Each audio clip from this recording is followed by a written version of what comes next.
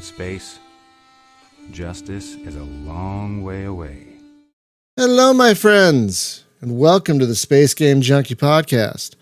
I, as always, am your co-host, Brian. Joining me, as always, is your co-host, Spaz. Negative. The pattern is full. Negative Ghost Rider. Your co-host, Julie. Hey, how you doing? And your co-host, Thorsten. Thorsten? Uh-oh. Did we lose Thorsten? Thorsten? He was here a second ago. Buddy. Hey, buddy. We'll come back to him when he comes back. Sadly, Jacob is missing another show. He's taking some time off for himself and spending time with his folks and doing, some good stuff for himself. So he needs that because for those of us who went to college, it can be a grind. So having a break every now and then is very useful.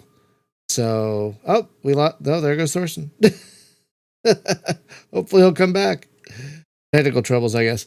But my lovely friends, we have a guest joining us for, I believe, his second time back on the show. Fernando Z, the developer of the amazing Hunternet Starfighter. Welcome back, Fernando. Thank you, Brian.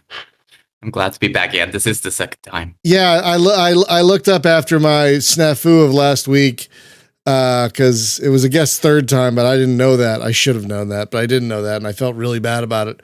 But yeah, we had you on a year and a half ago, roughly. It was like September 2020. And holy crap, has a lot happened since that show. Wowie zowie, a lot has happened. So folks, if you're unaware of what Hunternet Starfighter is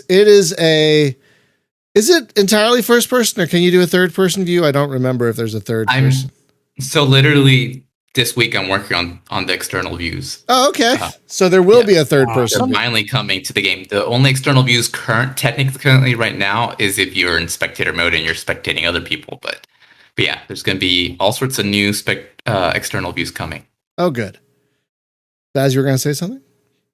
Oh, no, I was just saying that was awesome because I like having the third person view too, or at least the option for it. Yeah, it does give you a little bit of extra, situational awareness sometimes. It's for non-combat. I'll make that clear because it's still I can go into more detail about how the external views are planned to work. But one of the key aspects of it is that it's not a traditional third-person view. Like, you're playing a first-person shooter and then you can switch to like an over-the-shoulder third-person shooter style of view where you can play the game either way. It's not meant to be that way. It means you have the first-person view is for when you're actually fighting and shooting at people and in combat. And then you have external views just for looking cool or for spectating other people, but they're not meant to be a competitive way to play. Because dealing with the limitations of the cockpit is an internal part of the gameplay. I just wanted to ask, since a year and a half ago, I had never even heard of Space Game Junkie. I know that's sad, and I'm sorry. It's not sad. No, it's fine. A year and a half ago, I was busy pounding my head against the glass ceiling, which I finally broke through. We're a tiny fish in a big pond, so don't feel bad. But I wanted to know a little bit more about Fernando and CPU Dreams, kind of the executive summary for those of us who just crawled out from under a rock. Okay, sure. Executive summary. So Fernando Z, I'm Fernando, short for Fernando Zapata, and CPU Dreams is my company. I'm a independent game developer. I'm technically, you can say I'm a solo dev, but it's not 100% accurate because I do have people that I'm contracting with for help, and I have 4 startup team members who are community members who have helped me quite a bit. None of them are working on it full time. I've been working on as indie game developer for many years now. I think it's getting close to, I don't know, don't quote me on it, but it's many years, getting close to a decade. Hunternet Starfighter has been in development for over 2 years. I'm thinking it's already hit 3 years, but I have to look at my logs, and it's based on an older non-simulator space game that I was working on before then. That's sort of the short version. What did you remind us? What did you work on before this? Oh, so I worked on a bunch of indie games, but they never were published. But most of the time, I've been working on sort of previous shooters that I never published. That I over time created the framework for Hunternet Starfighter. So one of the reasons Hunternet Starfighter has such good netcode is that I've been working on shooter specific netcode for many years before I ever decided to make a space sim. And then before working in games, I started during the late 90s, during the .com era working as a professional programmer. So I've been programming professionally now for several decades, and I've been programming. I started programming when I was 13, around the same time as I got X-Wing, if I remember correctly. Holy moly.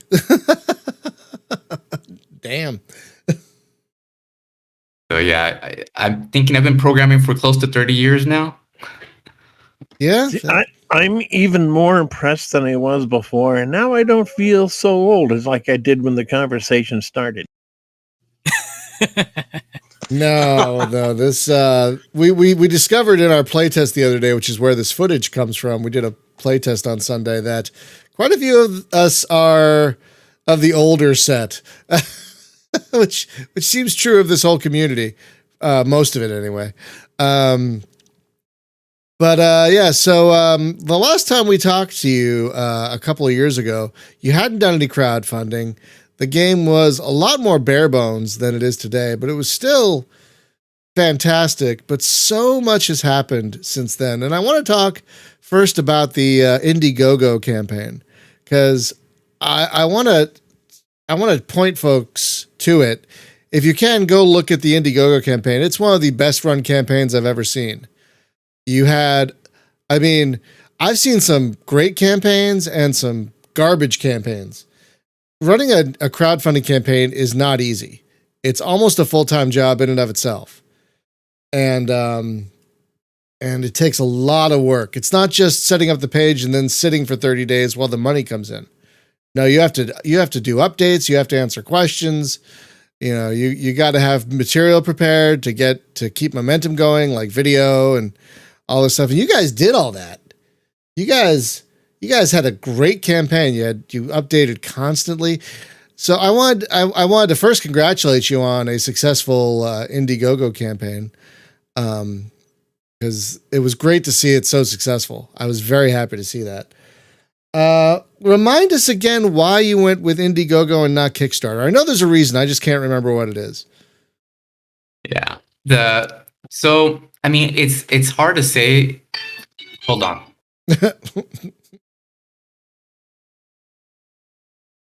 It's hard to say, if it was the right choice to go the Indiegogo or Kickstarter, but my thinking at the time after talking to my friends about it is that we weren't trying to raise the maximum amount of money. The goal for the campaign was simply to give us a little bit of a budget so that as we prepared for Steam Early Access, we could increase the quality of the game, the quality of the art, the music, and have a little bit of a cushion and fallback. Let me send a quick message to my aunt, otherwise she's going to keep... Totally understandable. No. The joys of doing this live. No problem. Yeah. I wouldn't want to do... I used this to say hello. Sorry, I was cut off from the net for a few minutes. Oh, you got cut off, Thorsten? He did. Don't know why. Have you been having... You've been having some severe internet issues over there. Yeah, for 3 days now. That happened never before. But it's those damn Ruskies trying to take your internet away. I don't know. Hope not. I hope not. So anyway, Fernando, we were talking about choosing Indiegogo over Kickstarter. Right. So I wasn't sure. Originally, I was thinking of going with Kickstarter because that's it's the obvious default choice. It's the bigger of the two. But I spoke, I have quite a lot of friends who are indie developers, and I told them about my plans and my goals and how, this wasn't meant to be a huge campaign. We were never trying to raise hundreds of thousands of dollars or anything like that. And they said that Indiegogo for a smaller campaign might be a better choice because they had, it wasn't all or nothing. So even if you raised a smaller amount, even a small amount would have been useful to us. And they also had the option for Indiegogo in demand, where even if the campaign ended, people could back later. So that's the primary reason. We were originally going to start with a really small goal. I think it was going to be $10,000, but then we decided, there's enough interest. We're going to go for a goal of, I think it was 15,000. And we beat that goal. Let me see currently it's at 18,104 euros, and that's a euro is worth more than a dollar. And we've had a lot of people claim in demand. We have 21 in demand reserve pilots, 35 in demand Vanguard pilots. Those are all people who backed after the campaign came to a close. So wow. So it did better than we expected, and we have 318 backers on Indiegogo. Plus, we had backers who backed us through our website on PayPal. So yeah, we were blown away by the support from the community and people who found us during the campaign. And you can still back the game, by the way, folks. If you back it, you'll get an itch.io key for the time being, FYI, because Steam is weird. Basically. Yeah, that's another thing we learned after we had started. That once your campaign ends, you can't give any Steam keys as rewards. I mean, I kind of get it, but it's still just kind of weird. But I get it. It makes sense. Yeah, it does in a weird way. So yeah, you folks, you can still back the game and get an itch key for the time being, and you can still play multiplayer and everything. It's the same version as the Steam version, and you will get a key. You will get a key once it hits Steam Early Access. Do you have a plan for when that's going to happen, by the way? We don't have an exact date yet or when we're going to hit Steam Early Access. We do have a plan. I mean, the idea is I want to launch in Steam Early Access, obviously the sooner the better. But at the same time, I have a minimal threshold at which I feel comfortable with releasing into Steam Early Access, right? And for us, that minimum threshold is we have our first set of 3 primary locations around Saturn, which is what this new music I was talking to you about, to you guys earlier was about, and that we have the very basic open world gameplay loop that we talked about in our campaign and before our campaign, where you can mine, build, and deploy capital ships, which there's no mining currently in the game, and the capital ships are static currently. I want to get that working even in a very bare bones manner because it's going to hit some of the remaining technical challenges in the game. And I want to get those done before going to Steam Early Access, because once you're in Steam Early Access, you're going to opening the game to a much broader crowd. And it's going to be even more important not to slow down and get stuck. So I wouldn't feel comfortable doing Steam Early Access until that is working. Now, how long exactly that's going to take, it's hard to know exactly until I've done it. But I'm hoping, sometime in the first half of this year, I'm able to get that ready for us to go on Steam Early Access. But, a lot of this stuff is new, so I can't 100% guarantee it'll be done by that time. Oh, well, that makes sense. That seems reasonable. I mean, it's only February. Yeah, and some of the important stuff that I wanted to have done before Steam Early Access has already been done. Like, I wanted to have VR ready before we went to Steam Early Access, and that's in. I wanted to have switched to the new rendering engine, which is part of the reason the game looks so much better now than it did before, and that's in, because those are foundational things. If you try to add VR later, then it's a lot more work than adding it now. If you try to switch to the high definition render pipeline later, it's a lot more work than if you do it now. If you try to add the networking support for mining and capital ships later, it's, et cetera. It's the same thing. So these are like foundational things, either graphically or on the networking side, that the rest of the game depends on, that I felt needs to be in a real solid state before we can launch on Steam Early Access. I got to give you props for having both a VR and non-VR mode. I think that is the way to go, because I mean, VR is great. I haven't tried the game in VR. I apologize for that. I haven't tried it in VR. But I think giving players the option is the best way to go for the most part. No, I totally agree. And it affects more things than you think. Like, I'm working on external views now. The way external views work in VR it's not going to be the same as they're going to work in flat mode, because in VR, it'd be weird if you have a chase cam if your head was just stuck there. So you want to be looking around. I will tell you what, if I may make a side note, I was playing a game in VR, Simple Planes VR, and they had they had an external mode. So I'm like, oh, what is this? I put a button. Next thing I know, I'm in the air behind the plane, nothing underneath me. I'm just floating there behind that was jarring as F. Because I have a fear of heights. And so I was like, oh my God. I could not push the cycle view button fast enough to get back in the cockpit. It's like, what? Oh, okay. It's fine. I'm okay. So I totally get what you're saying. Yeah. No, in a pancake mode, having like a chase cam makes sense. But yeah, you got to do something that makes sense to you. You got to have something different for VR. And folks, this game is what convinced me to buy a Tobii eye tracker a couple of weeks ago. And it works so freaking well in your game, dude. Like, just, it's amazing how well the Tobii eye tracker works in your game. Like, holy crap. Thank you. That was my goal. My goal is to make it as easy to use as possible. Everybody was really happy with how TrackIR worked, and I wanted Tobii to be just plug in and play and be very easy to adjust if you needed to with the minimum amount of fuss. Because when I had originally gotten my Tobii, I tried it in one of the major space games, and I found it really cumbersome to set up. So that kind of turned me off of it for a while. But then once I actually started implementing it in my own game, I realized, wait, this actually works really well. Okay, was it Elite or was it Star Citizen? It was Elite. Yeah. Setting up I heard Star Citizen's a lot better. At least that's what the Tobii guys told me. But setting up anything Elite, I think, doesn't have native support, so that's probably why. Oh, for God's sakes! And they're getting rid of VR too, aren't they? I think they're getting rid of VR for Elite. I think they are. Hear that. I think they're getting rid of it. They were just not supporting it for new stuff. Oh, maybe I don't know. Maybe I'm wrong. Oh my God. I rarely play. I got it just as a comparison game. So I really don't know. Here's what not to do. And then you play Elite. Sorry. We're kind of haters around here. I'm sorry.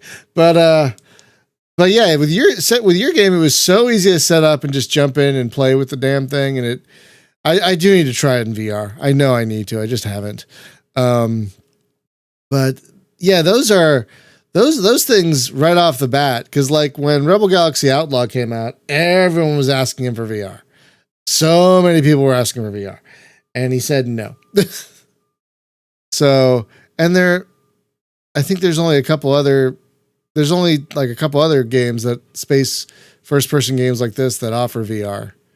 I think. Well, technically, Rebel Galaxy Outlaw could have offered VR, but the way they have the in-cockpit view, technically the cockpit is inside Juno's chest, so her body is detached from her arms. What? Yeah, the reason why it doesn't work, that's the reason why they have the camera trickery, that her arms are not attached to her torso, and the camera is where her torso would be.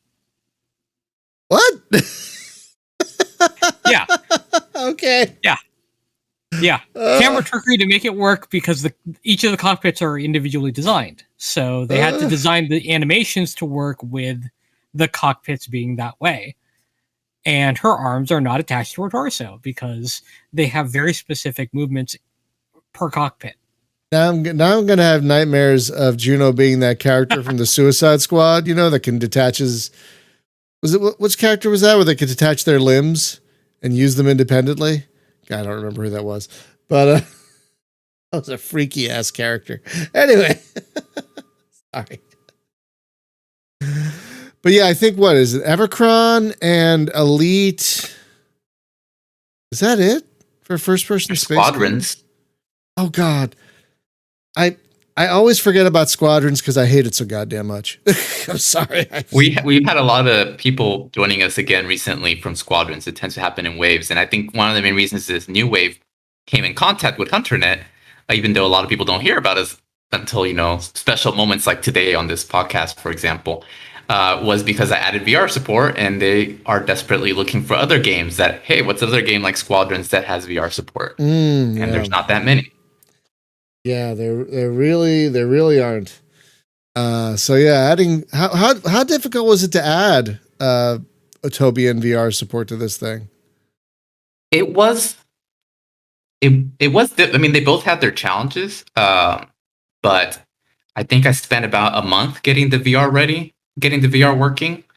I got it, the basics, like just raw working. You could put on your heads and see. I think that took like a day, but to like figure out all the bugs and work around all the issues and making sure everything worked in VR and just polishing and refining it took at least a month.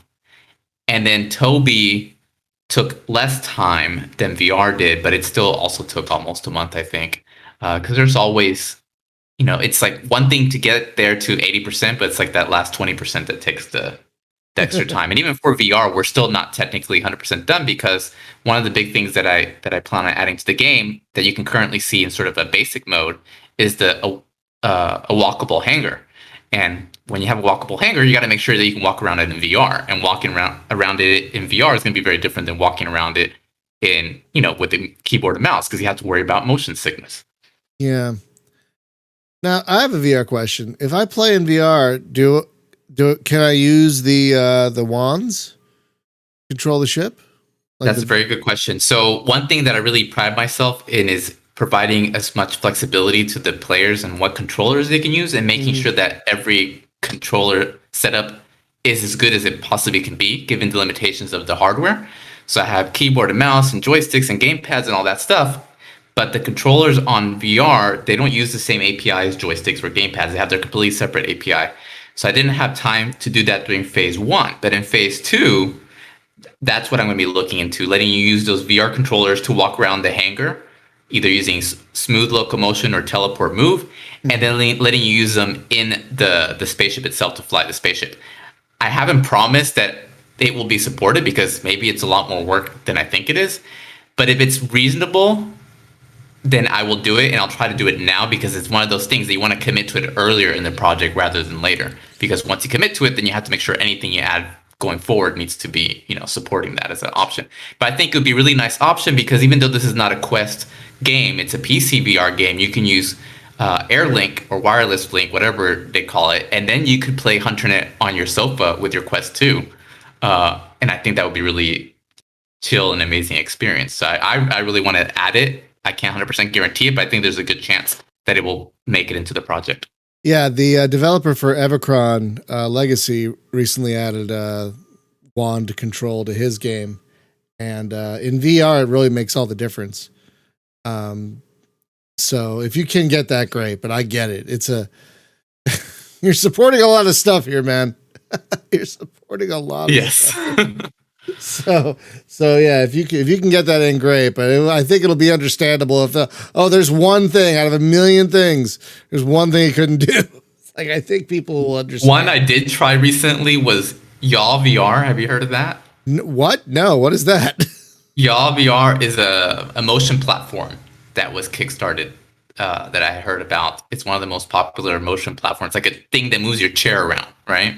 Oh. I think it has 3 degrees of freedom. I thought that'd be really cool. You sit on that with VR, and now not only can you feel like you're there, but you can feel it. So it's like one of those old arcade cabinets where the chair would move and everything when you move the Exactly. And it can do a full 360-degree spin. It can tilt sideways and forward. So imagine if you accelerate forward, you can tilt the chair backwards so you can then feel that gravity. And if you reverse, you can tilt the chair forward. So you could use the G forces, and you could really feel the G's that your pilot is pulling. I think it'd be really cool. Oh my God. I tried looking into that, but I failed. It's expensive. Because there's some real development issues that are really hard to tackle to get that to work, especially in VR. With inside-out tracking, like the VR headset doesn't expect the platform that you're on to be moving. So how do you know if the platform that you're sitting on rotates to 90 degrees to the left? How's that different than you turning your head 90 degrees to the left? It's hard to differentiate the two. And it's expensive too. I'm looking at the website. And it's very niche, so it's like, but even that, I really wanted to support it because, I like to support hardware. I'm gonna be honest. I thought you said y'all VR, like it's a Southern thing, but it's Yaw, YAW VR, and the cheapest model is $1,530.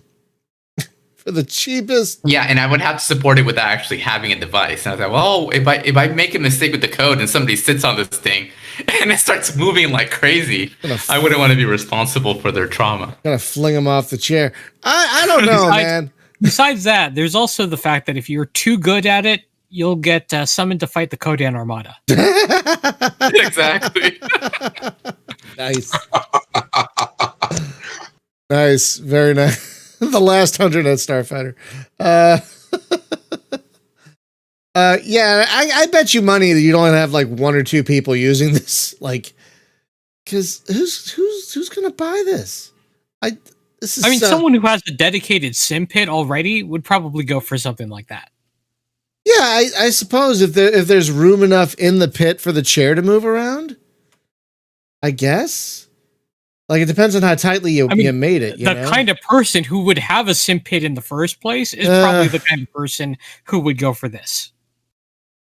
We have people who have spent a lot of money already on their hardware. I could see it becoming popular with a very small but still significant subset of the hardcore space sim community. I feel like it's a subset of people who still have a joystick these days, and it's a even smaller subset of that of people who would use this. Oh, we have a question from the chat. If you have questions in the chat, don't hesitate to ask them. We'll definitely relay them. Are you using a HOTUS while testing? That's an interesting question. What do you use while you're testing? That's a good question. Yeah, most of the time since I'm programming, I'm just using the keyboard and mouse that I'm using to program. But then from time to time, I'll pull out my gamepad or I'll pull out my joysticks and test them, especially if I'm doing anything that is changing the flight model or adjusting anything input related. But yeah, when I was originally implementing those features, when I was doing the initial joystick implementation or doing the initial gamepad implementation, then I spent a lot of time, and I would spend time comparing the two. So I would play against the AI with mouse and keyboard, and then I would switch to joystick and joystick, and then compare my accuracy, compare the number of kills I would get, and again, try to get everything as close to parity as possible. And then my community, we have players who are very skilled with all the input devices. So you, I'm just learning more and more about this hands-on stick and stick thing. Like, I didn't even know about this until a few years ago, but you've played with that before? Yeah. I had one back in Taiwan, and I had one in Spain as well. Yeah. I would say my preferred setup, we move around a lot and we have to keep my stuff minimal, but my preferred setup, if I wasn't moving around all the time, would be two high-end, VKB joysticks, desk mounted with a pair of VKB rudder pedals with VR. And I think that to me, I think the other input mechanisms can be just as competitive, but that I think would be the most immersive, and it'd be the most fun to me. I've never used a VKB controller. Are they awesome? They're very nice. The only thing that's better, we both love the Microsoft Force Feedback Stick, right? I still have mine back in Austin. But other than the missing force feedback, then those sticks are better. It's only right-handed, though. That's the problem with this thing. It is only for the right hand. They'd never made a left-handed version. Yep. But two sticks is just really nice. I mean, it's especially compared to a keyboard where you only have digital input. Having a stick with really nice axis control and having pedals, I would use those for forward and back. I like splitting up my inputs across both my hands and my feet. It just feels cool, and it feels more authentic, and it matches what the actual pilot in the game is doing. If you look at the pilot in the cockpit, you'll see he has a stick in his right hand, a stick in his left hand, and he has two pedals on the floor. So you use the pedals for throttle control? I would use the pedals personally. You can configure however you want, but I personally feel like the quote unquote best way to fly a 6 degrees of freedom ship that's would be forward and back on the pedals. And then on my left hand, up, down, vertical and lateral. The reasoning being, when you're flying a 6 degrees freedom starfighter, especially one like Hunternet, where your movement is as important to your aim as your rotation is, then it just makes sense to me that if I move my left hand in like a circular motion, then what I'm seeing on the screen would also move in a circular motion. And if I make a circular motion with my right hand, the rotations, it also move the nose of my ship in a circular motion. Does that make sense? So by setting it up that way and using the pedals for more forward and back, almost like if it was a car, I think it's the most intuitive way. But we have debates about that in our community all the time. What's the optimal way? One thing I'm planning on doing is letting you in settings configure your pilot in the game to use his controls the same way you use in real life, so they wouldn't map one-to-one. That's a very nice explanation for it, to be honest. I always thought about such things and how you would apply the right flight model and steering for 60-degree freedom motion. But your explanation is pretty good, actually. Thank you, Thorsten. I've put a lot of thought into this. I've been thinking about it for a long time, and we've tried lots and lots of things. So yeah. Yeah, you see it. So I'm looking at the answer the question on YouTube. The reason they ask is because in Space Sim, joysticks and controllers feel like they are an afterthought with mapping. You can map everything in game. You can map everything in game, and it's really, really good to do that. Yeah, we even have a HOTAS mapping speed run on the HOTAS subreddit and a video to prove it, showing how quickly you can set up your joysticks and pedals and throttles in game in real time while testing it as you set it up. Which, yeah, it's a big deal, and it's definitely not an afterthought in Hunternet. I'll tell you what, I'm looking at the Gunfighter Mark III Space Combat Edition VKB stick. And holy crap. I mean, it's $339 for the version I would probably get. But my God, this is gorgeous. Let me put this in here. Put this in the thing. Because my God, look at that thing. Jeez. Yeah, that if I had money to burn, I would be buying 2 of those today. I hear you. Let me show you probably the most affordable stick they have, which is really popular, is this one. And the VKB Gladiator next.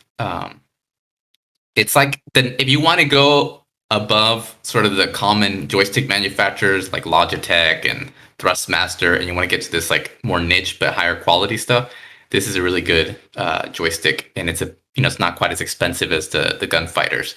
And this video that I posted, they used Hunternet for the game to show off the joysticks, and you can see like this like it is a subset of people using joystick, or these people using these very high end joysticks, but there is a community around it, and you can see from the production quality of this review for this joystick.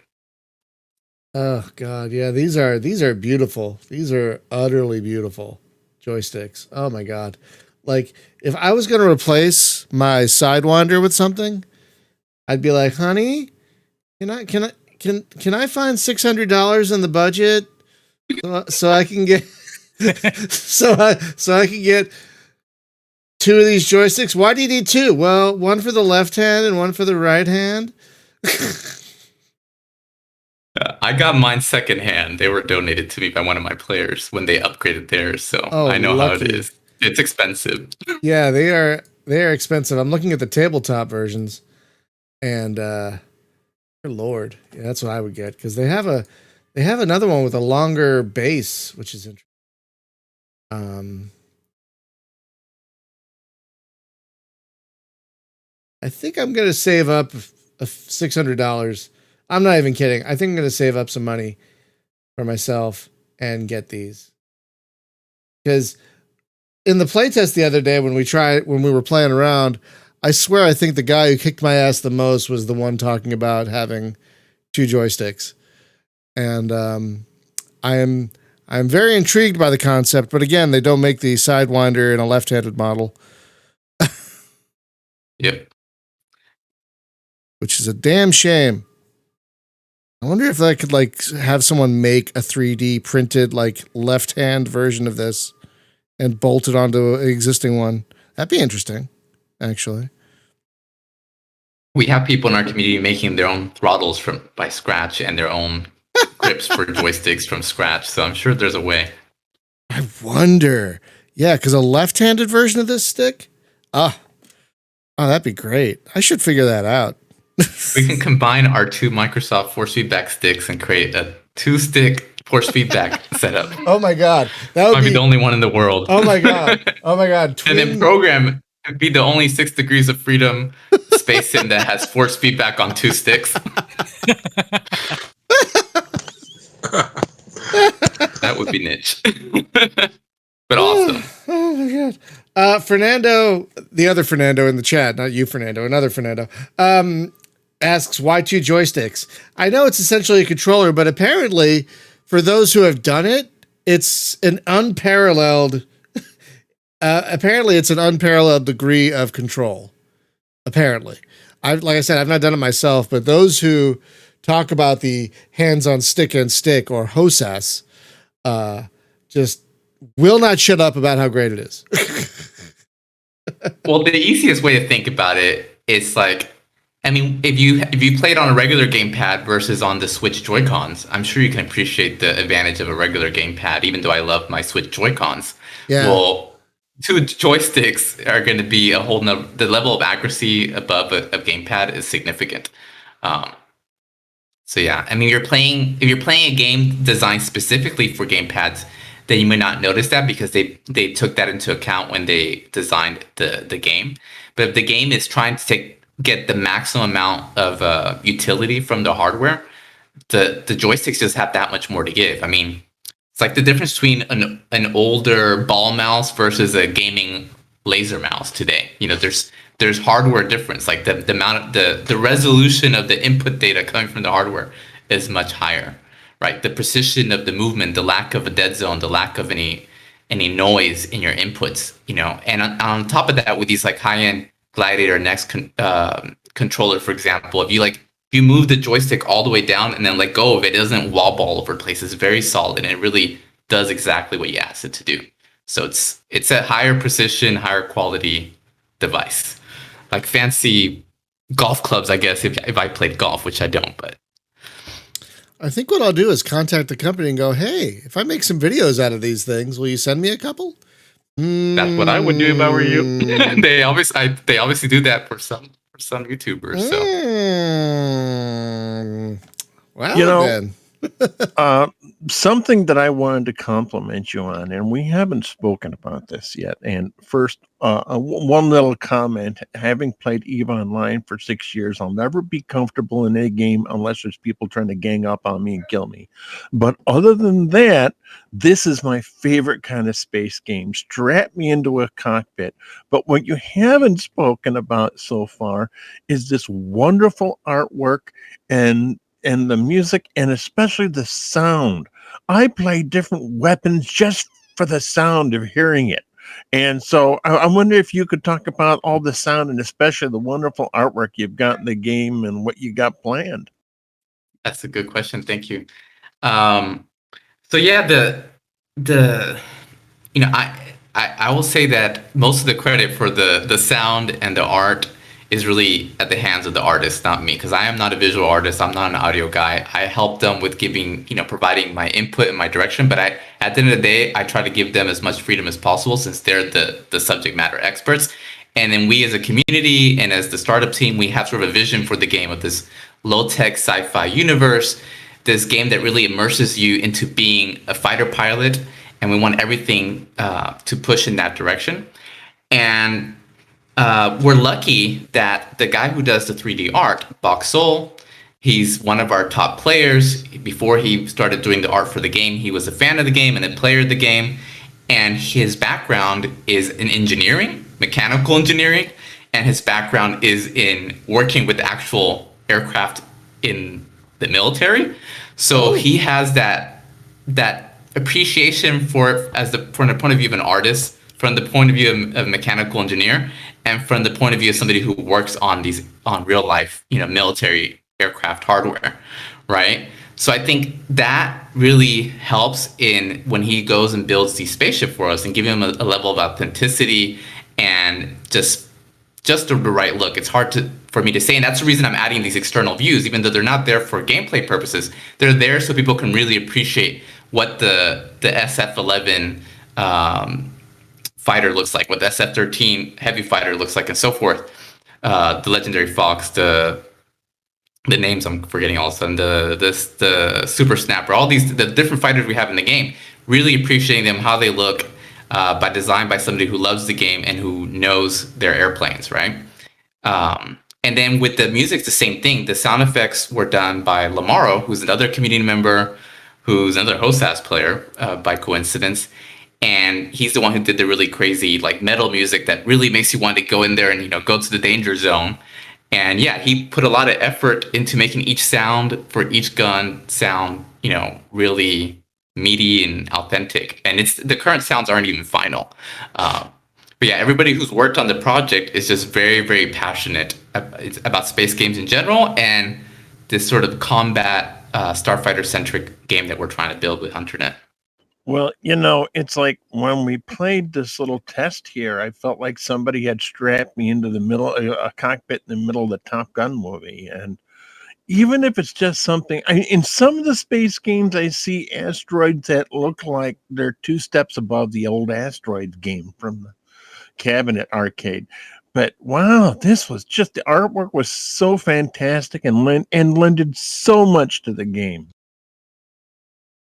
Thank you, Julie. That's going to make the guys really happy. And we're working on making the asteroid art even better because we have to think about what happens when the asteroids can get mined and can get broken. What does that mean in terms of the textures? So yeah, we feel like asteroids are important, right? It's something you're going to be looking a lot in a space game. So we want to make it look as good as possible. So we're not even done making them shine in the game. And at the same time, performance is also a really big deal for us because we want the game to be accessible to people. Because there's a lot of space sims that have nice art that don't necessarily run that well on more typical computers. And for VR, that's particularly important because VR without good performance is just not playable because you get nausea and sick.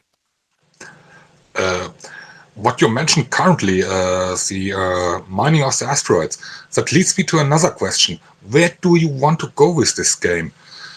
Do you want to implement a complete trading sim, or is it just mining, fighting, and selling the stuff afterwards? We're definitely not shooting for a complete trading sim, at least definitely not for Steam Early Access, and probably not for the initial release either. The idea is if the game is successful for this to be a game that we can expand upon and add to over many, many years. I'd rather keep working on this game for as long as possible rather than having to start and work on a completely different game. But that's still too far removed from what we're thinking right now. So what we're starting out with in terms of mining is sort of action-based mining where you're mining from a starfighter. And then maybe later on you have NPC ships that can take over more heavy-duty mining or collect the minerals that you break up from blowing up the asteroids to smaller and smaller pieces. So that's the kind of mining we're talking about. It's still focused on G-force management and aim, except your enemy is now this big asteroid that's moving and rotating rather than a capital ship or an enemy starfighter. And then in terms of the resources matter, but it's not about, okay, I want to mine this asteroid because currently iron is expensive and I want to take it to this location because I can get a good price. It's more, I want to mine iron now because we desperately need it because we just lost our our flagship, and I need to take it to this shipyard because it's the one that's best defended and most likely to be able to build our new flagship before the enemy, cracks our defenses. It's that kind of mining. You're more mining for the military rather than mining as an individual miner or somebody a civilian miner. It's military mining for the war effort. That sounds very interesting. So it's going more into a full-blown military simulation in this regard with a strategic component. Yes, I did a whole video before the Indiegogo campaign called Hunternet Beyond the Arena and Into the Universe that talked about this. I'm going to link it in a moment. But yeah, so we want to keep the focus, at least for now, on the military, about one military faction against another military faction versus the typical setup you're seeing in some of the modern space games that people compare us to, like Star Citizen or Elite Dangerous, where you're starting in more as a independent person.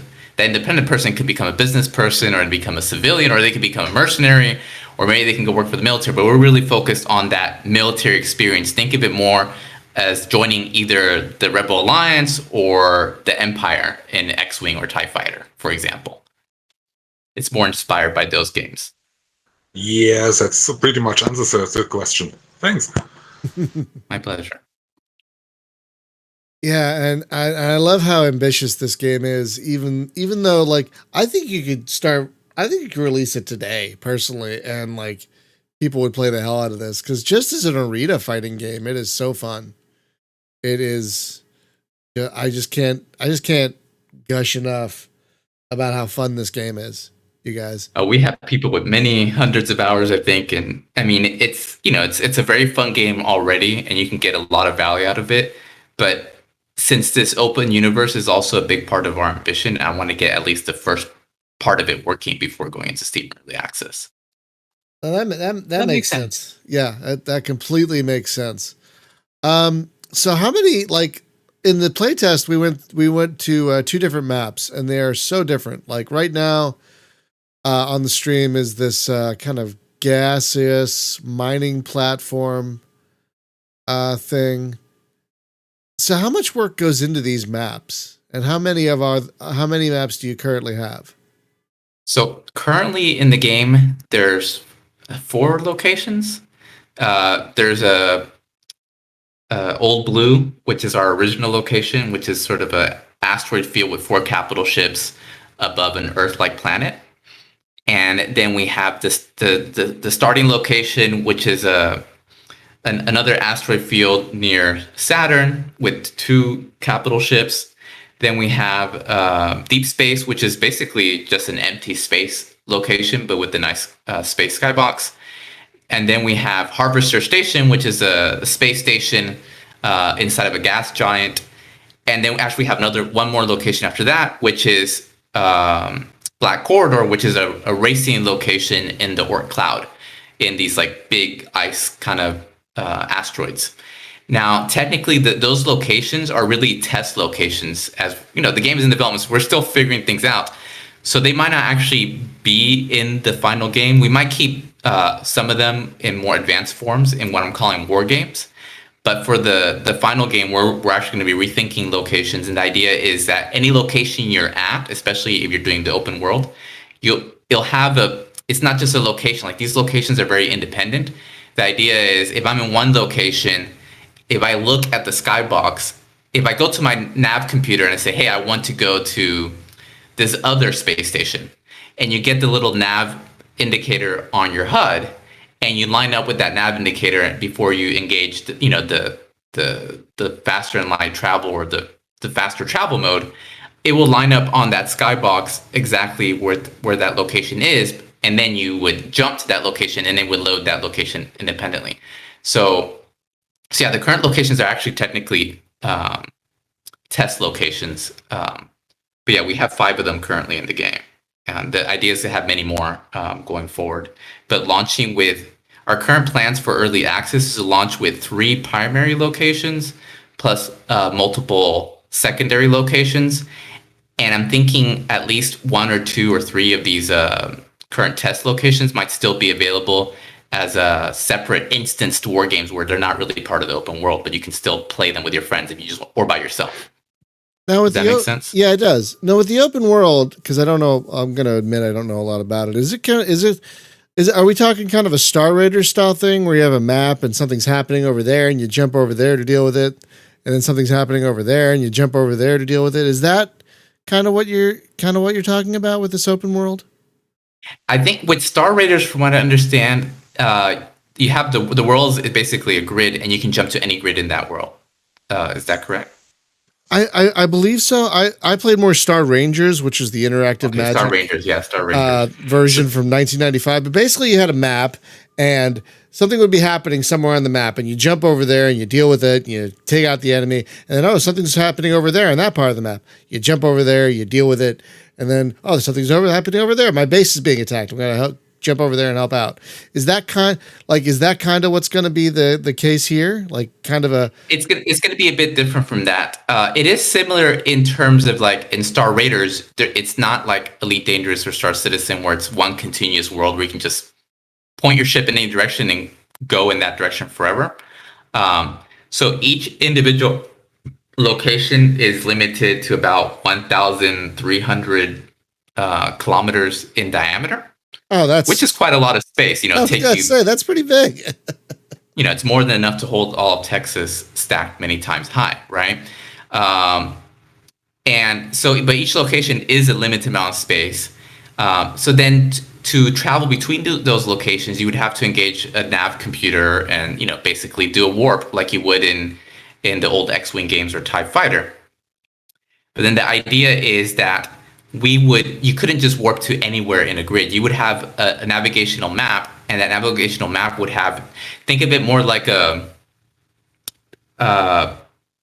map. I should post it. I had a screenshot, but the navigational map would have basically dots of interest, and then it would have curvy lines connecting them, and you would have multiple pathways. So think of it, if you think of this as a World War II sim instead of a space sim, think of the individual places you could warp to being various battlefields of World War II, like cities, important bridges, and so forth. And then there's roads that connect them. So kind of like the node-based travel of like FTL. Kind of like that. Exactly like that. So we're starting out with Saturn. So you would have multiple locations around Saturn. Maybe one, imagine a ring around Saturn. Well, there's the ring itself. Imagine you have some location that's like on one edge of Saturn, and then there's several locations as you go travel around the ring. And to get to the dark side of Saturn currently, it would be another location. And so you literally have a network of warp roads that would take you all the way around Saturn. And sometimes you would be closer to the actual rings of Saturn. I mean, that's where you would do some mining. Sometimes you might be closer to the surface of Saturn. It might be a place where you're within the atmosphere, like in that Harvester Station map and so forth. Maybe another time, another set of nodes would take you to one of the moons of Saturn. But you're constrained by those locations that we make available and the paths between those locations, and that creates sort of a geometry to space beyond the local geometry. So you can, by controlling individual nodes in that network of locations, you can prevent access to the enemy, make it harder for them to attack. Some places can be shorter but more dangerous, and we can add additional nodes and pathways between them over time. Thorsten, Wing Commander Armada, I think, is another good example. It had kind of a similar kind of node-based map you would move around to deal with the Korathi.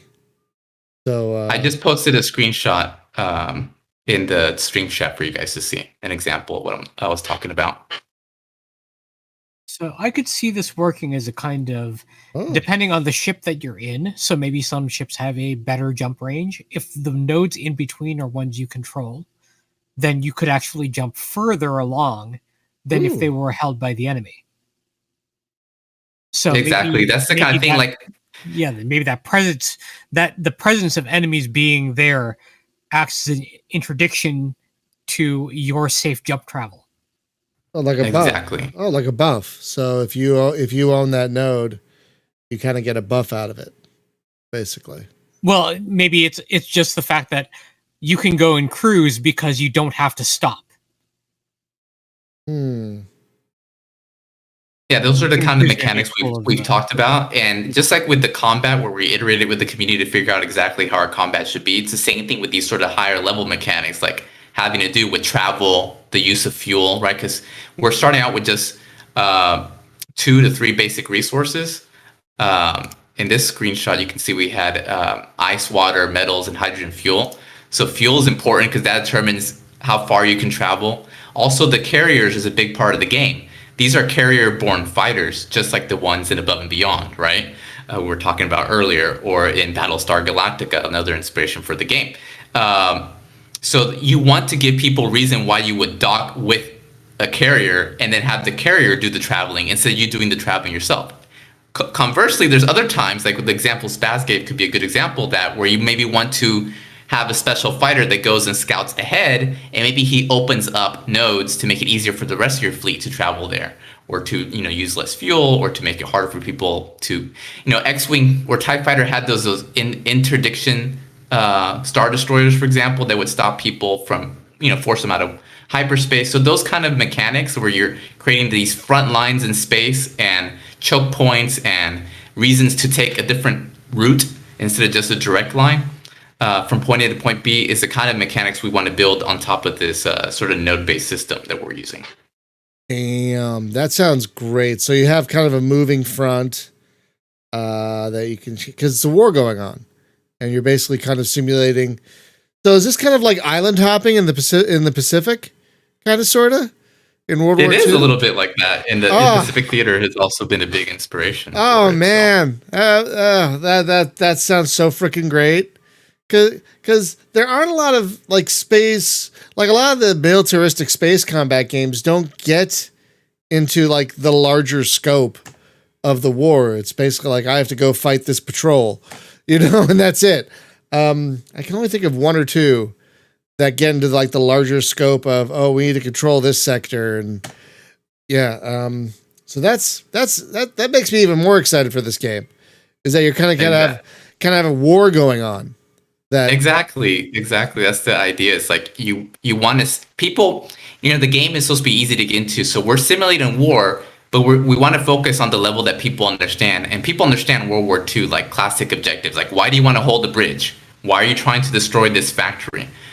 So when you're having these missions, the same kind of missions you would see again in X-wing or TIE Fighter, we want it to come dynamically out of this open world system. Like, okay, I want to take this location because if I take that location, that denies the enemy X resource or X movement opportunity. And it makes sense. It's not looking in some, going back to like the trading simulation. I've never really been into those trading simulation games, and I have nothing against them. But in Hunternet, I really wanted the focus to be more at this war level, and the resources is at this fighting over resources, escorting resources, all those kind of missions that the mission makers in the X-Wing series would make in a way that they did a really good job. They made it feel, that's what I really love about X-Wing. They made it feel like you were taking part in a real war, much more so than the movies, right? And I want to bring that over to Hunternet, but into the open world gameplay where the players are carrying out the two sides of this big space war. So that sounds extremely great. Will this be multiplayer? This war be multiplayer only, or will it be single player as well?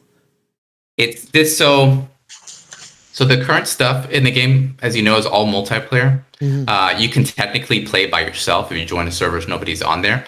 This open world stuff is multiplayer only, although there is a very strong NPC AI faction because the players will only be controlling the Starfighter class ships. But everything else, like the manned guns on a space station, the capital ships of various sizes that you'll be able to build. And then over time, I want to add more and more types of ships to the fleet. Like you could see, mining ships or transport resource ships that are, hauling stuff from point A to point B. Those would all be controlled by NPC AI. So there could be a possibility where if you wanted to, you could make a private instance and maybe experience that, but that's not initially part of the plans. What we're planning in terms of private instances is more the kind of arena-based gameplay we have right now. So you want to play racing by yourself or racing with just, the podcast guys. You could do that. But the open world is one open world for the whole planet Earth. That's the immediate goal anyways. Now, is it going to be like you log into the server, and is it going to be like a role-playing thing where I'm a member of this squadron, and when I log in, this is where my carrier is, and this is the mission my squadron has been given, and I'm going to fly it because I am logged in? Is that how it's going to be played out? It's not really like a role-playing game, but organizations and squadrons is a very important thing that we're going to be focusing on. So the idea is there's two factions, the UCS, the United Colonies of Sol, and all the ships you currently play in the game are from that faction, United Colonies of Sol. And there's a second faction, and there's information about this on our website too, by the way, if you guys want to see more. And there's a second faction called the Earth Alliance. And it's a very classic, like, inner inner sphere versus outer colonies sort of sci-fi setup, right? Yeah. And you would pick one of those two factions to join. And then within those factions, the players are free to create their own organizations, big or small.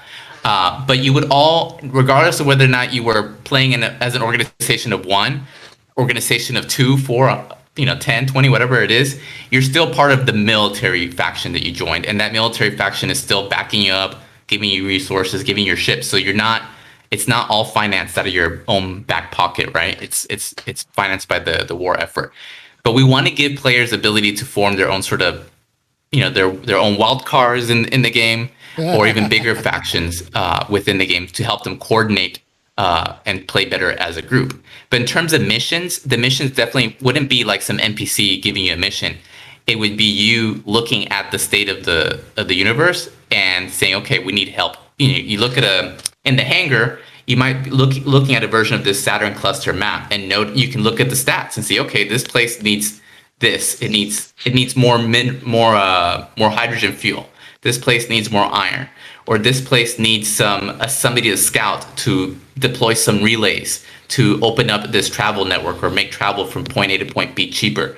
So you would look and see what was necessary and then decide out of all the things that could help your faction do better, take that as your mission rather than having a preset mission assigned to you.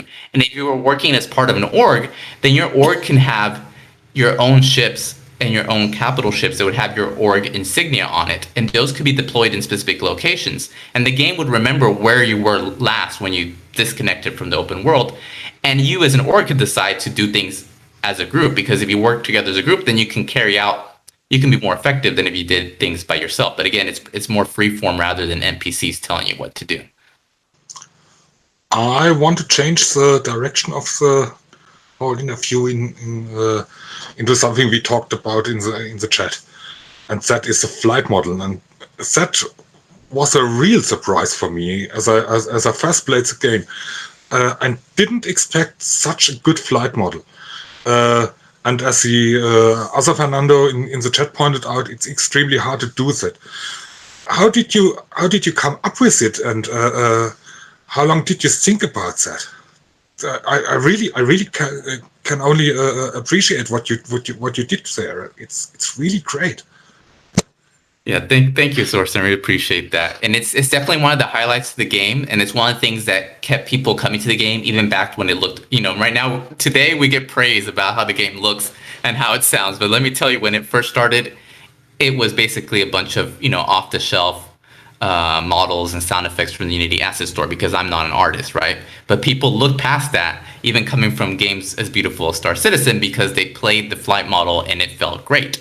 Now, why is the flight model as good as it is? Sometimes I think that the reason Hunternet is the way it is really goes back to almost my entire lifespan, because what sort of has gone into it comes from, like I said, when I first started programming, what was I playing? X-Wing. What kind of games was I playing as a kid? X-Wing, TIE Fighter, World War I flight sims, World War II flight sims. And that went on my whole lifespan. That's the number one and my most favorite genre has always been air combat and space combat games, and it's specifically simulator ones with nice flight models. So I spent a lot of time playing those games, and when I had time to play other games, I spent most of my time playing IL-2 Sturmovik, a World War II flight sim, and I used to do training sessions for my squad mates. My favorite book back then was Air Combat Tactics and Maneuvering, written by a Navy Top Gun pilot. Oh, I've flown planes in real life. That book is amazing. If any of you haven't read that and you have any interest at all in fighter combat, space or otherwise, read that book. Oh my God, it's so good. Yeah, and even it carries on even to, and it is a great book. I should post a link about it earlier. And in real life, I love flying kites, stunt kites, quadcopters, remote control airplanes. Anything that flies, I want to get my hands on it. And before I did Hunternet Starfighter, I was working in a more imaginative game that wasn't going in a simulation director, not because I didn't love sim games, but because simply at that time, I didn't think I could even compete in the simulation sphere, because there was all these bigger games doing it. So I say, okay, they had these huge Kickstarters. I'm not going to touch that. I want to work on something more niche, more different. But even then, when I was working on a more arcade-based game, the previous game before Hunternet Starfighter had like 5 or 6 different flight models. And everything from a quadcopter flight model to an aircraft flight model to a satellite imaginary flight model. So I have had so much experience just creating flight models and play testing them and iterating them with the community, that all that sort of came together when I did the Hunternet Starfighter model. And I think that's why, so there's not one thing, but it's many, many, many things over many, many years that led to it being what it is today. Great. That explains many things. Yeah, it's really fascinating how this game is many. I mean, you said you've worked on it specifically for 3 years, but it sounds like it's been almost decades in the making. Really? Yeah, I mean, in some ways it is. I mean, it's based on ideas that go back decades in the past. Yeah, and it's using experience that I've gained over decades. I mean, like I used to make game modes in Isle to Sturmovik for my squad mates to play, right? So I was thinking about Isle to Sturmovik as sort of a vehicle for making gameplay, and I always thought when I was playing Isle to Sturmovik, which is a World War II flight sim, what would it be if you could make a new flying sim, but you weren't beholden to the reality of World War II? I always say that early World War II for me is like the best era of accidental good game design in air combat. And it's amazing how good it is, given those machines were just meant to like kill the other guy as efficiently as possible. It wasn't about being fair and balanced, right? That's a great way to look at it. Oh my God, that's amazing. It's probably so freaking true. But it's true, right? I mean, it's part of the reason why X-Wing, I think, was so good, because Larry Holland had been making World War II games, and he used that as part of his foundation to make an awesome space game based on the lessons you learn from playing the best air combat game that the real world has given us. But they made great World War II fighting games even before X-Wing and TIE Fighter. Yeah, I mean, Secret Weapons of the Luftwaffe was based on their same engine and a bunch of other games. Yeah, there were three. I think they made 3 games before X-Wing. It was Their Finest Hour, which is a Battle of Britain game. There was the Thunder something Hawks. Battlehawks 1942. Thank you. Battlehawks 1942, and then really the best of the 3 was Secret Weapons of the Luftwaffe. There was also a quote from Holland. I mean, because I really admire the guy just as a fan of his games, but also reading like the backstory, where he talked about how in one interview they asked him, like, because X-Wing is a sim. These games are sims, but his sims are different. They're not what I would call like rivet counting sims. No. Or like uber nerd sims. And I can get uber nerdy, and I am a nerd, but he really like dialed in on like, he wanted to give the players that experience of being that fighter pilot, of getting the experience that he got by reading like the biographies and the stories that these fighter pilots wrote later. Yeah. Coming in from that perspective, and I think it really shows in his games. He's absolutely right. I have a friend who used to write the flight sim column for gaming magazines back in the 90s. And he basically calls it a pilot sim, the distinction of pilot sim versus a plane sim. And in those older sims like X-Wing, TIE Fighter, Secret Weapons of the Luftwaffe, even things up to like European Air War, is a pilot sim. You're part of you're a cog in a big functioning machine, doing these things. And X-Wing and TIE Fighter both did that well, because there were some missions where you were scanning, you were scanning for smugglers. It wasn't all combat all the time, and you didn't need to go through a 20-minute startup sequence to start up your damn TIE Fighter. But it made you feel part of something bigger. And now I worry that a lot of sims are much more plane based, like DCS and whatnot, which again is why your game is such a breath of fresh air, because clearly you're harkening back to that more pilot sim of, this doesn't have to be super realistic. It has to be fun and give the pilot, the player, that rush of adrenaline that a real pilot might get without worrying about their fuel pressure and things like that. Exactly. So yeah.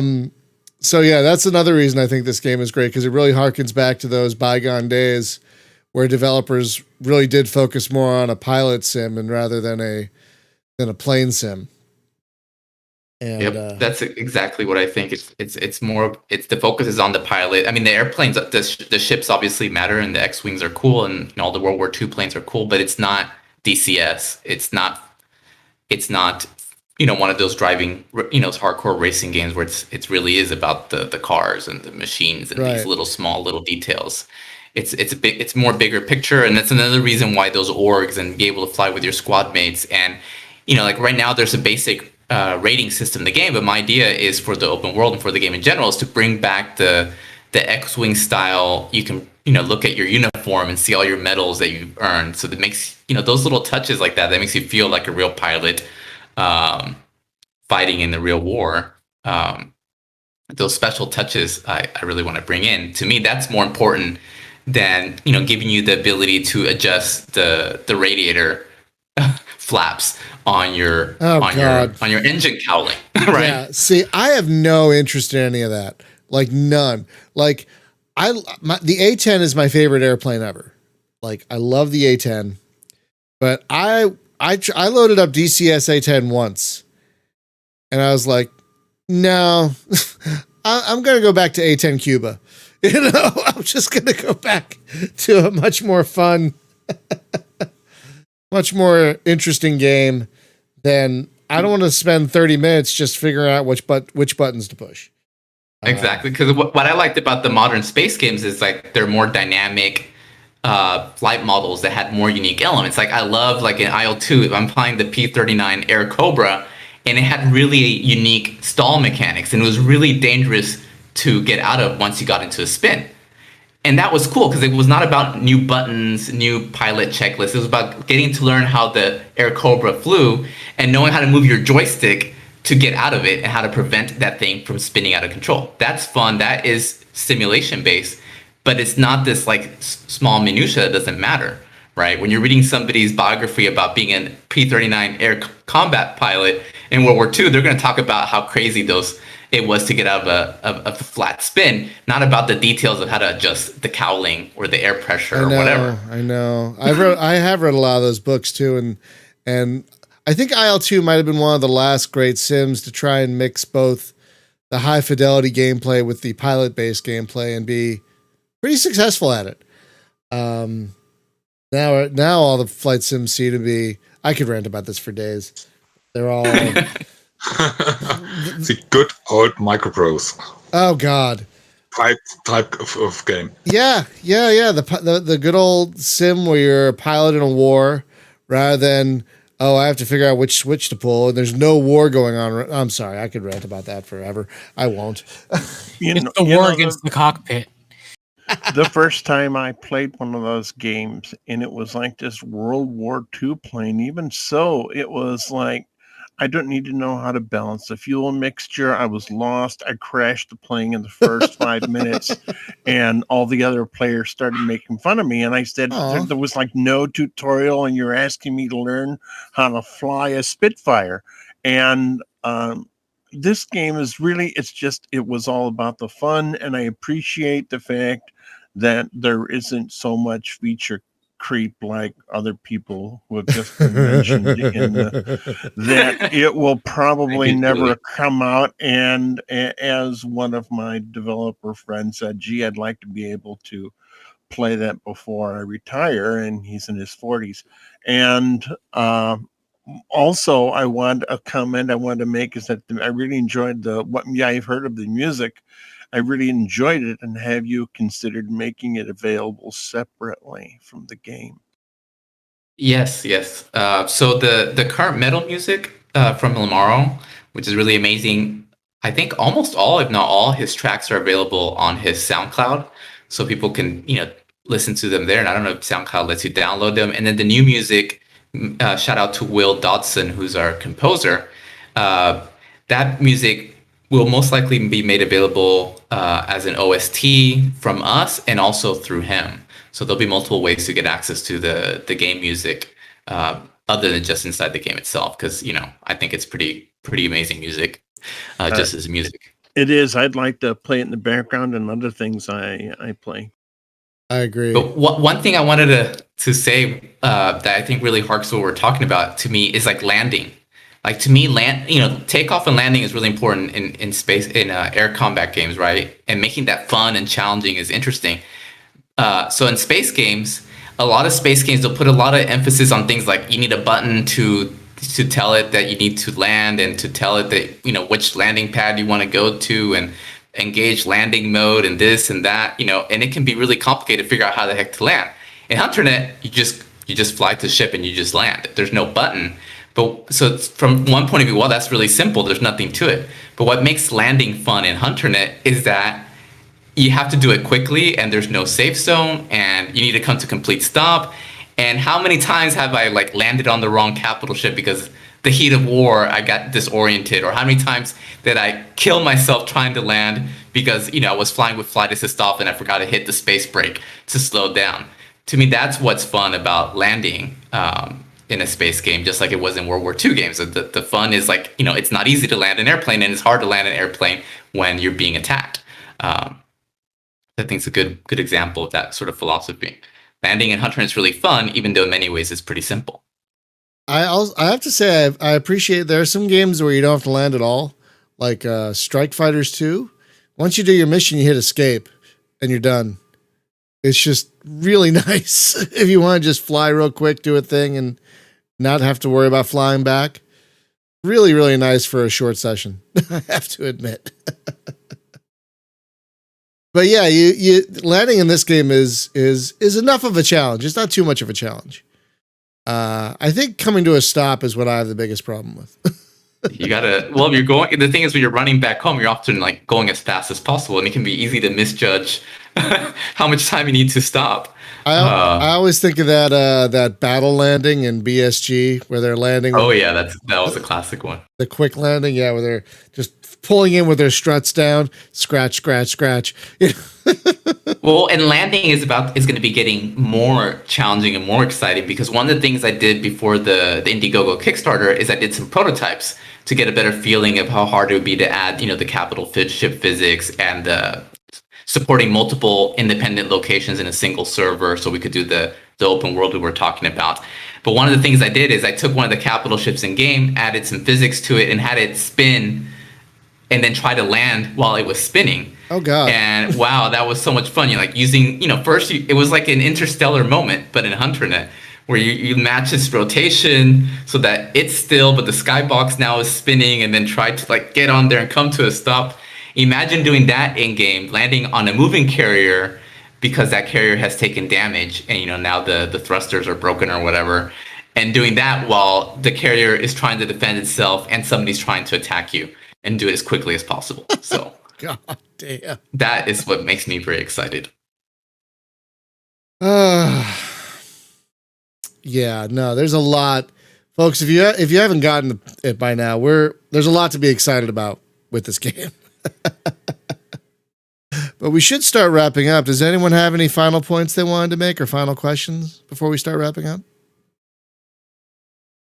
One thing that I wasn't clear on, as far as when it finally does go into early access, what kind of price range are we talking about? So the price that we're planning on launching in Steam Early Access is, I don't remember, it's $29.99 or $29.90, whatever the standard dot something is on Steam.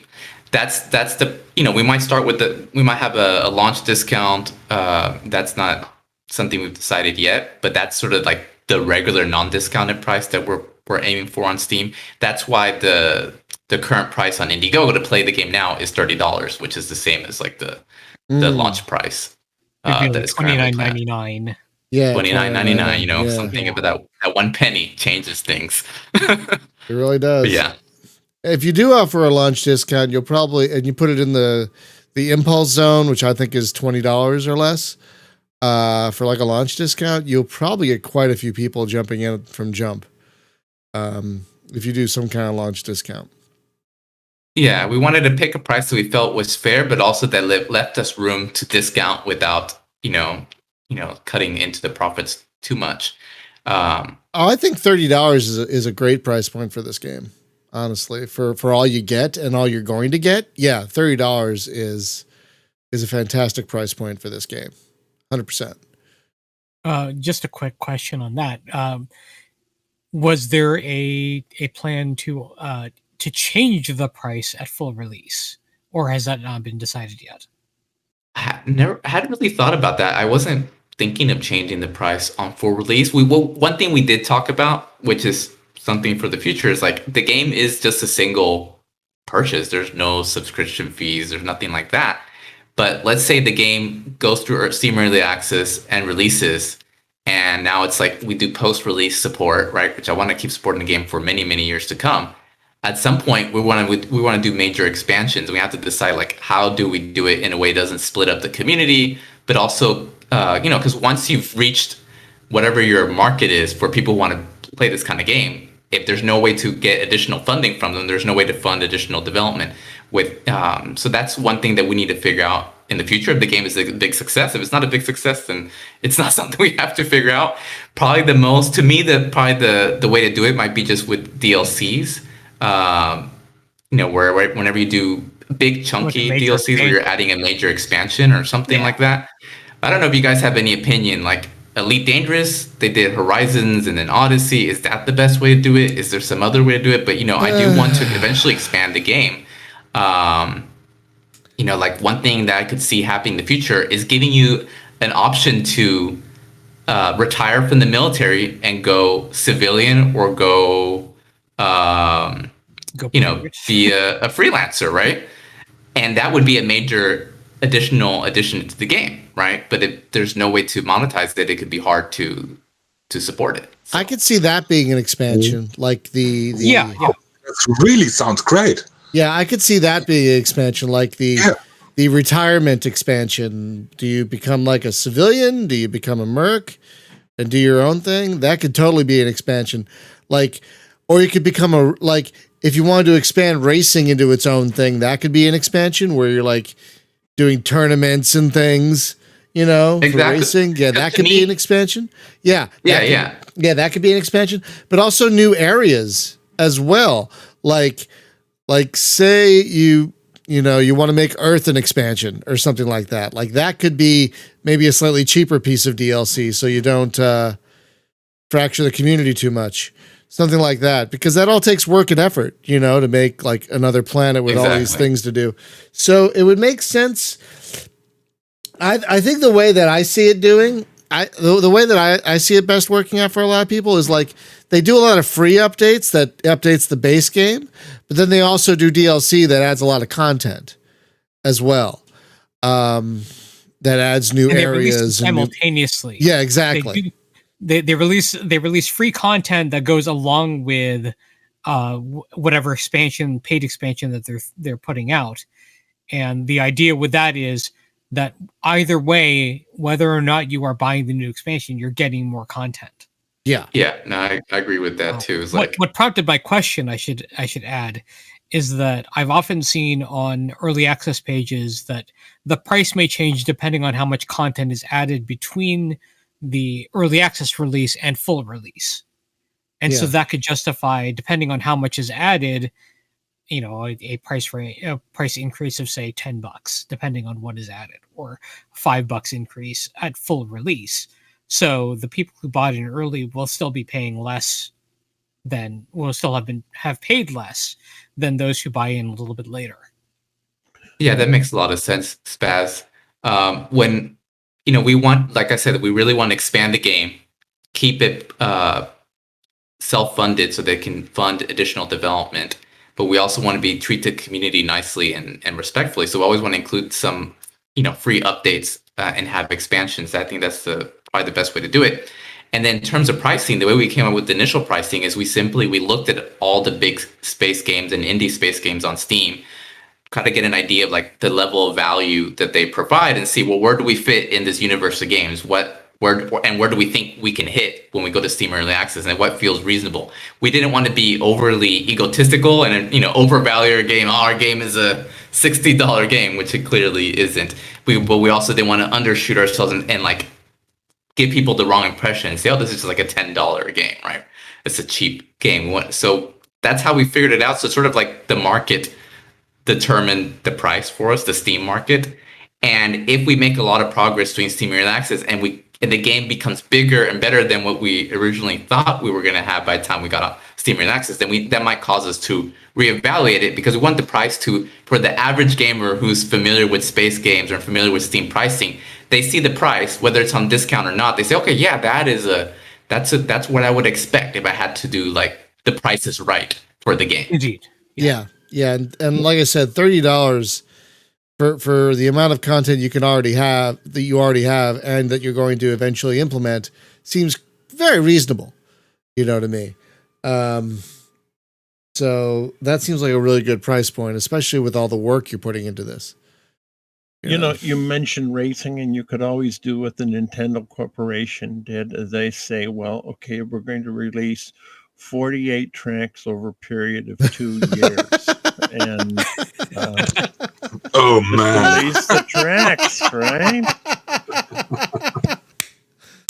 But it's only $25 for those 40 tracks, which is not bad, really. No, it's not. And it continues to keep the thing is it continues to keep interest in the game. It's not that expensive, and they're not releasing them all at once. Yeah. So that's why it's over a period of 2 years. I haven't gotten.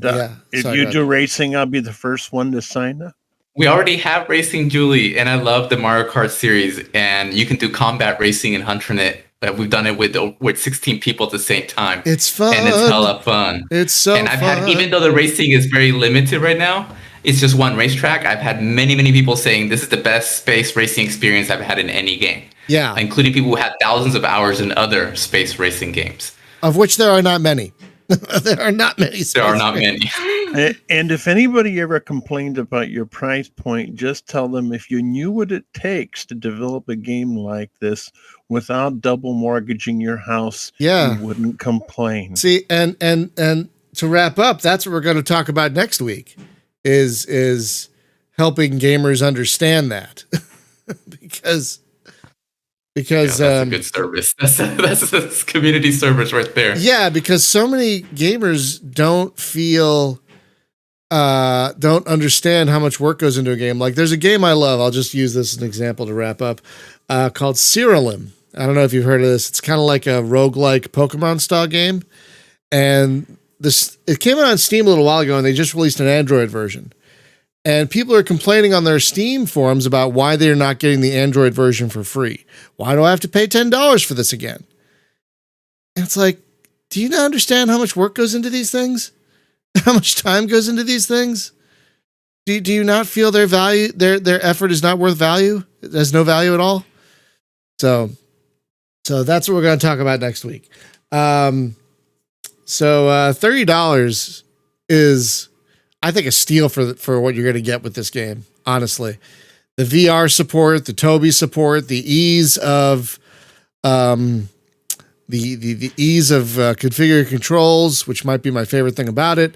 The varied game modes that are already there, the beautiful maps, the wonderful music. Fernando, if you didn't understand, I love your game, and I just could not stop gushing about it. It really is might be my most anticipated game. Like maybe this and like Star Sector, like top of my list. Yeah, right, Luke. So, folks, if you haven't backed Hunternet Starfighter yet, keep an eye out for it. You can either back it now, and you'll get an itch.io key, and you'll get a Steam key once it comes to Steam hopefully later this year.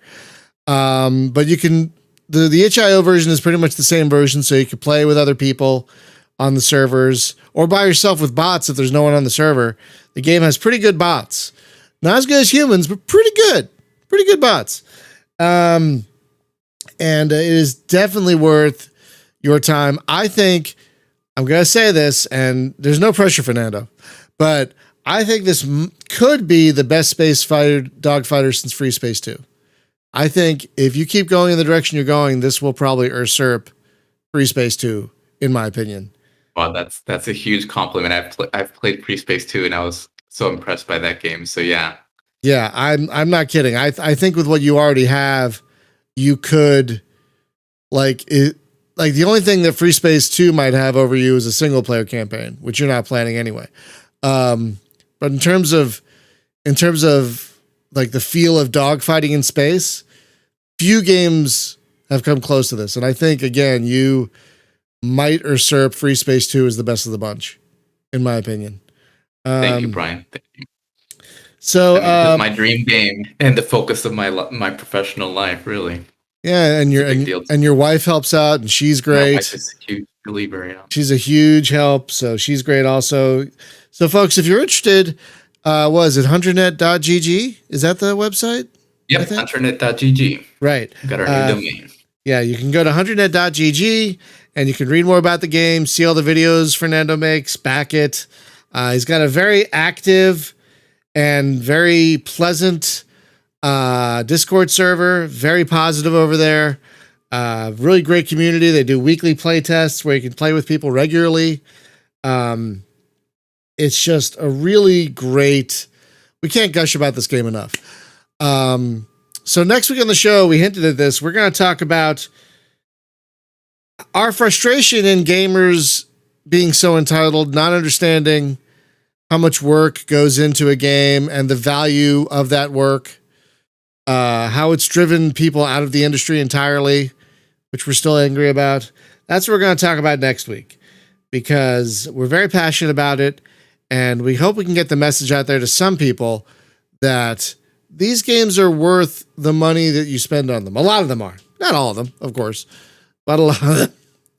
But Fernando, I want to thank you so much for taking time out of your... it's evening there, right? Where you are? It's evening? Yep, 8:32. It's a pleasure. I'm always happy to join this show. I love the Space Game Junkie podcast. We'll definitely have you back. We'll definitely have you back at least one or two more times. Absolutely. We love having developers back as they go through early access, learning about the process, from getting from an alpha to 1.0. We love seeing how the sausage is made. And there's a lot of good sausage in this game, people. It's a really good pizza. So that was a really stupid joke. I apologize for that. But thank you, everyone, for we had a very active chat today. Thank you, everyone in the chat, for your questions and your comments. Very active chat today. It was great. And we'll see you back here tomorrow with, I forget the name of the game. And we'll see you back here next week for a topic show. Have a great day and week, everyone. Be safe. Be well. Bye-bye.